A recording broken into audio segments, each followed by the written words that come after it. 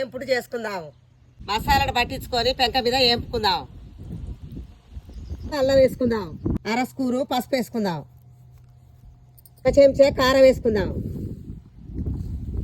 ఒక చెంచా ఉప్పు వేసుకుందాం. ఒక చెంచా మసాలా పొడి వేసుకుందాం. జనకు మసాలాను మంచిగా పట్టించుకుందాం.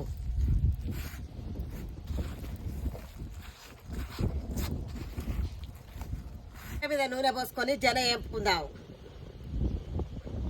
నూనె కాగింది, జన వేసుకుందాం.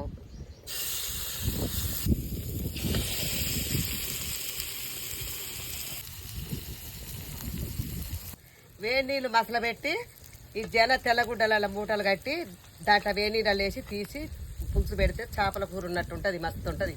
ఫ్రై చేసుకోవచ్చు ఇట్లా, మళ్ళీ అట్లా పులుసు కూడా చేసుకోవచ్చు. కూర అవుతుంది.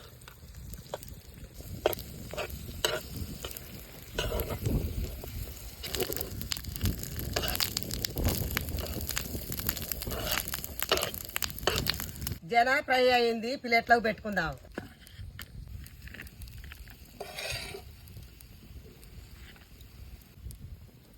జన ఇప్పుడు తిందాం.